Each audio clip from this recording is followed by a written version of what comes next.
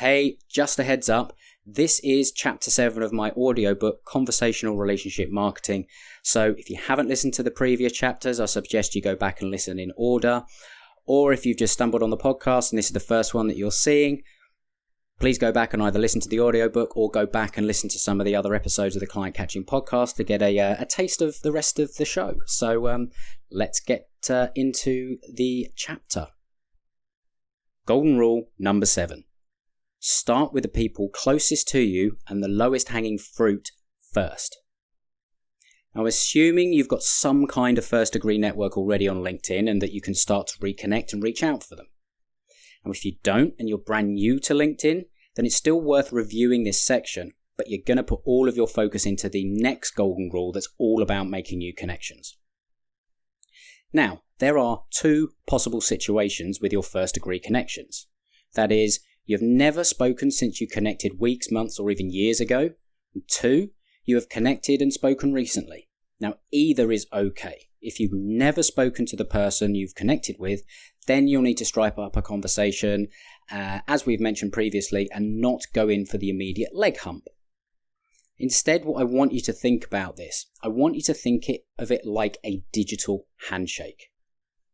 I'm going to explain this using the standard free version of LinkedIn, although I do highly advise upgrading to Sales Navigator at some point. Now, the reason is it offers so many more search filters and unlimited searches, and now LinkedIn is wanting you to, it's becoming a pay-to-play platform, so you will get stopped from doing too many searches once you reach the limit on the free version. Now, nobody really knows what this is at this point, but you can also save searches and track them through a pipeline, create lead lists to track prospects' activities, and that's just to name a few benefits. Now, not affiliated with it in any way, and there is a 30-day free trial too, so you can give it a go and see if you like it, or if you don't, you just simply cancel, right? So you also see in the book there are no screenshots because LinkedIn changes constantly. That is just the way the platforms evolve. So I know that by putting a screenshot in today will mean it could be out of date in a few weeks or a few months. So I will take you through the steps, and the steps remain fairly consistent throughout the evolution of LinkedIn. So step 1 is search your first degree connections. First step is click in the search bar that you see at the top and leave it empty and just press enter. Click on all filters and set first connections. This will give you a list of everyone that you're connected to directly without any filters whatsoever. Now, the first time you do this, it's actually worth having a look through your connections to see how many other people promote themselves on LinkedIn or the types of headlines that they use, and you'll get to see or get an idea of how many people are doing it well, and you might even get a few ideas. But what I tend to find is you just see an awful lot of examples of people not doing it particularly well. So it should give you a little bit of a confidence boost now that you're knowing the way to do it properly. And the 5th step is to add into the search blocks now who you want to work with based on the information that you built up in your ideal client profile. So you will look for a particular job title, an area, a geography, whatever it is that you have identified in the previous work that you've done. So don't fall into the trap of trying to get thousands of people here. You are looking for the perfect client prospect. And if you've only got a few of those in your network currently, that's fine. Look, for example, if you're looking for web designers in London or CEOs in a specific industry or HR directors, that's what you put into your search using the all filters dropdown. And when you've completed your search criteria, you'll be left with a list of people who you are directly connected to. Now, this is, of course, a very, very basic search.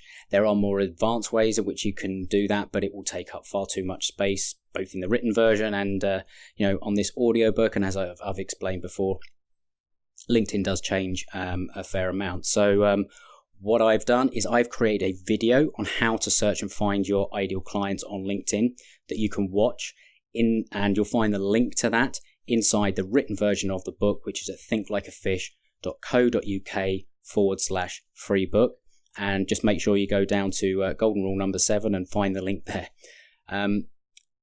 So step 2, send a message to those on your shortlist. Now you've got your shortlist of ideal client prospects that you're already connected to, you can actually now start to reach out and message them. Now, there's two ways that you can do this. One, you can send a direct sales pitch to those people and hope you get lucky. Now, this can work in the short term, and it's why people do use it a lot, but you really do require large numbers to make it work long term, and you'll likely annoy people and harm your reputation in the process.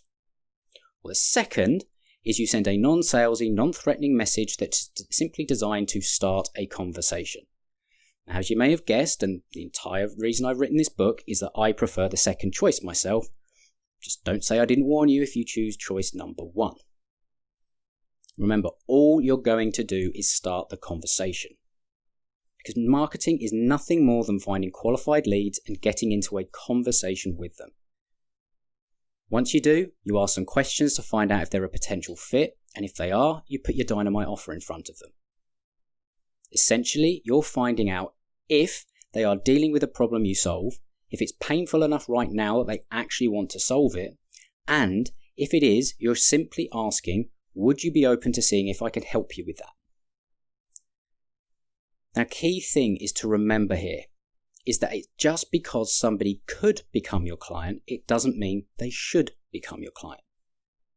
And what I mean by that is that you only make solid offers to do business with somebody that has clearly identified themselves as somebody who has the problem that you solve, that wants to solve it immediately, and is willing to invest to do so, is engaged, pleasant, and friendly in the conversation, and so therefore you believe you would actually like to work with them. Now do this right, and it's all fish. Here's another acronym of one of my fishing examples. Now, it feels good for all involved. It's insightful, it's simple, and it's human. I did warn you I could completely milk a metaphor. So let's look at the conversational messaging process. Now, the purpose of this messaging process is to reconnect with existing members of your LinkedIn network who are potential prospects for your product or service, or uncover potential referral sources or partners. And again, there's more on this later. And this, by the way, this little teaser, that's where I find the real power of LinkedIn. Anyway, we'll get to that. In a later golden rule. Initiating the conversation. There are many ways to approach this, but what I found is if you focus your first message on them, you're going to increase your response rate. It should be your only goal here, to get them to engage in a conversation. This approach, of course, takes longer to mature prospects, but remember, building real relationships with your prospects is a marathon, it's not a sprint. Now again, I've included a link to much more examples of messages and conversation frameworks in the action steps at the end of this golden rule. But what I'm going to go through is just a few snapshots on basically in the interest of space and time. Again, realize there are so many ways of doing this, and you'll naturally gravitate towards a style that suits you, your own personality, and the way your target clients like to interact. Now, before I give you these examples, I just again want to make a note about message scripts, because the message concepts and frameworks listed below and inside the workbooks, they're guidelines. That's what they're intended to be. They're not intended to be scripts. Scripts, they make you sound robotic. Your goal here is to be personal and conversational. They're also not intended to be copy word from word. They are to be used as a guideline, so feel free to be creative and actually have a bit of fun with them. See, I take the 80-20 approach, 80% framework, 20% personalized. It allows me to be efficient while still maintaining a personal and customized feel for the person on the other side of the conversation. So, an example, that we're going to look at the reconnect message and the conversation framework. See, I find the most effective way to re-engage is to first comment or like a couple of pieces of content that they may have recently published. This first gets you on the radar as they'll get notified that you have engaged in the content. Then I would use this as a reason for your message. So once you've done that, you've liked and commented and all that kind of thing, you would just say, "Hi, name. I saw your post on wherever you saw it about whatever topic, and I loved it. And I especially like the parts about," and you get into the specifics that you liked about it, because it shows that you have actually read it and that it got you thinking. And then you simply ask, is this a good place to communicate with you? Or do you read your messages here? And you sign off with your name.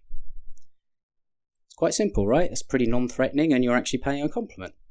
Now, what about those that you can't find anything to engage with or they haven't got any content up? Well, here's an approach that you can use. You would open with, hi, name, and then you would have an opening statement that explains that you're getting to know some of your LinkedIn connections a bit better. A second sentence stating that you think there may be ways to collaborate or support each other or work together. And then you end with a question to elicit a response and sign off. So you see, these are not scripts, they are frameworks. But to bring this to life, I'll give you a couple of examples. Hi Mike, I'm making an effort to get to know my LinkedIn network a little bit better and see we've been connected here for a while, but not really had a chance to see if there's any way we could support each other. Is this a good place to communicate with you? Do you read your messages here? Happy to support you in any way I can. Thanks, Adam. Fairly straightforward. Here's another example. Hi Mike, I'm doing a process right now that helps me generate topic ideas for future content on my blog, podcast, whatever that might be, by asking my network about their biggest problems and challenges around a specific topic. Now, based on your experience that I see on your profile, I'd love to get your input. Would it be okay if I asked you a quick question? You see, it's quite simple, it's non-threatening, and you're asking permission, right? That's key. Well, the final example is, hi Mike, I'm making an effort to get to know my LinkedIn connections a little bit better and see we've connected here for a while, but we've not really had a chance to see if there's a way that we could support each other. So I can introduce you appropriately to my network. How does your business help people? Happy to support you in any way I can. Thanks, Adam. See, pretty non-threatening. You're leading with them. You're offering and asking about them and offering, if you can help, to introduce them. Like, that's a pretty nice message to get. It's a lot better than a 2,000-word essay pitching every single service. I wonder which one is going to get a response. You have a little think about that. But look, all seriousness, you're simply looking for them to engage here. Remember, the goal is to have conversations with people. And while you're not going in all guns blazing with a sales pitch, you're not just looking for a nice chit-chat either. There is a goal for having these conversations. You're looking to get into a conversation that is orientated towards one thing. Finding a clear pain in someone who has a desire for growth, is happy to engage, and is open to fixing it. Now, this may be directly with a person you're talking to, or via a referral relationship. And again, more on this in coming late in the later golden rules. So, what happens when you get a reply? Well, first of all, cool. You need just to simply let it flow as a natural conversation would. You'll get a gauge for if somebody actually wants to talk, and look, if they don't, you can just drop it. But when they're happy to talk, ask them about what's going on in the world, but be specific with a question. I find things like just asking, how's business? Generally, it's too much of an open question. They're just too busy for that, and it's far too much of an open question straight off the bat. So ask a non-threatening question. Now, you can be a little bit more direct if you're confident to do so, and ask something about that is specific about what you do, because what this is known as is a leading question. And the other thing to bear in mind, and it's incredibly important, ask permission before you send any links, resources, offers, anything like that. It's just good manners, right? They might not want it. It doesn't matter how awesome it is and how much you know that you can help someone. If they don't want it, that's fine. Move on. You give them the option to say no without totally ghosting you as well. Now, because the ultimate goal here is to get them to ask about you. And in order to get to this point, you need to be able to lead the conversation towards your desired end objective, which is why you need the strategic frameworks that I'm laid out, not scripts. Now, an example follow-on message that you can use to lead the conversation could be, I've been talking with a lot of ideal clients in my network and found their number one challenge they have is particular pain point. Does that sound like you, or have you solved this problem? Right? Fairly simple. Now, when you get someone on the hook, this is where you can dig a little bit deeper. You can ask questions like, what's your most consistent, persistent problem with whatever it is that you do? how are you going to, or do you go about solving this problem? What happens if you don't solve it? What would be your dream solution to fix this problem? Or if you could wave a magic wand, how would you solve it? And with each question answer, you're responding to what they say with tell me more kind of questions, right? Yes, you're ultimately hoping to find clients and referral partners through this, but you can also use this as an opportunity to get some amazing market insights and research. What you'll uncover could be absolute gold, either for content for marketing, copy, or language that your ideal clients use to describe their challenges, to up to brand new service offer ideas. And what you'll find after basically a couple of these kind of questions, you'll be able to naturally suggest it may be a good idea to jump on a 10-15 minute call rather than DM through LinkedIn. Ultimately, you're waiting for them to ask about you so you can put your dynamite offer in front of them, but in a totally conversational way. And when they do, here's what you say. So let's say they've said, so tell me a little bit about what you do. You go, well, thanks very much for asking, whatever their name is. Well, right now, we're having a lot of success helping insert dynamite offer. See why we've spent so long working on the dynamite offer? And then you end it with, do you happen to know anyone that would benefit from seeing how this works? If not, no worries, have a great day. It's almost mentioned passively as part of a normal conversation with a request to see if they know anyone. Now notice something here. You're not asking them if they're interested right now. Well, if they are, great. They'll almost certainly ask you for more information. But they might not be interested right now. Now don't let that put your efforts to waste though, because it is possible that they know someone who is ready and interested now. And if they do, you can say, well, that's great. Could you make an introduction? So you're not burning the bridges by doing all this spammy stuff, and you're not sort of pitching, right? You're keeping the door open. You need to keep it short and to the point. Another key point about messaging is do not send people a long, rambling wall of text. What you'll often find is that because you've nailed your ideal client, their biggest problem, and used that in your dynamite offer, plus they'll have disclosed that they're also struggling with the same problem, your dynamite offer will naturally lead to them saying something like, okay, tell me more. Well, that would be a nice thing to hear. And when you do, it's when you suggest jumping on a quick call or sending them to your free resource or appointment campaign when you've created them. Again, you can check out an example of an appointment campaign or an authority campaign or a resource campaign by clicking on the links in the written version of the book, which is at thinklikeafish.co.uk/free book. Are you starting to see how this works now? Of course, there will be times when a person doesn't ask about what you do. So, you have to subtly shift the conversation. Now, here are a couple of great lines to do this.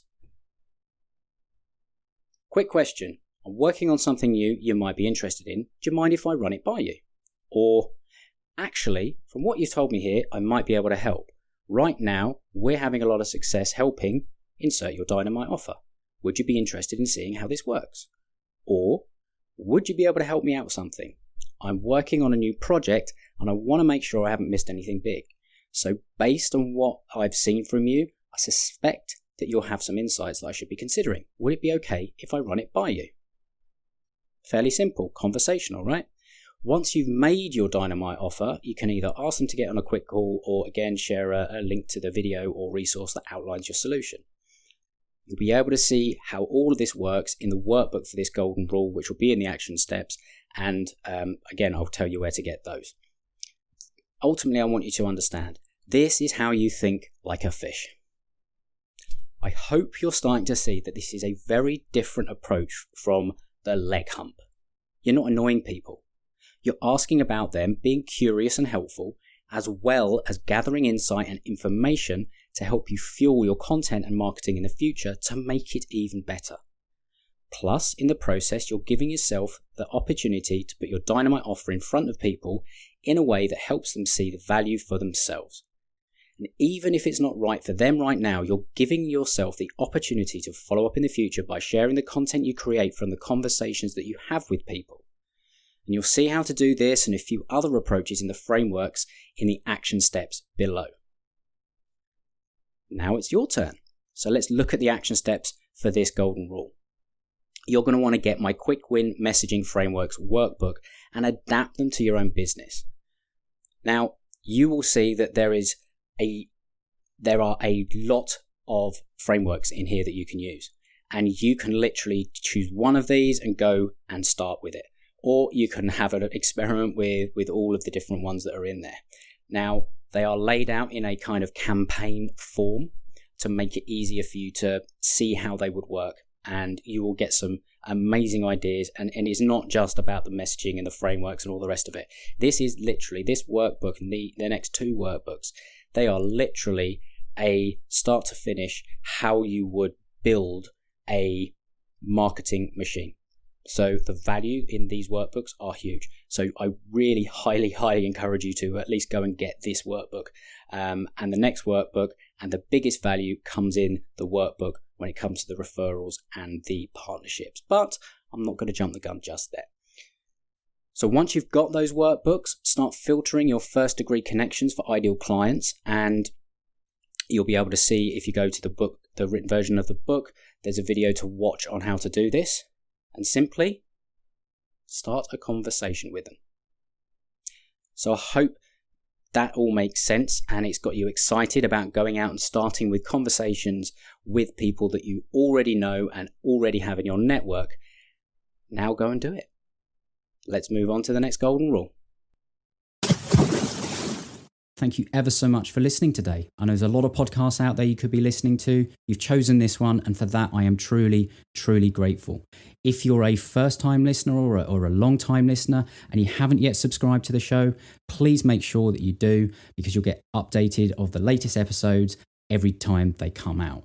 And if, again, you are enjoying it, I'd really appreciate a honest rating review on Apple Podcasts. I read every single one personally, and they do really mean the world to me. And yes, they help others find the show. If you're able to do that, again, I massively appreciate it. But until next time, happy fishing.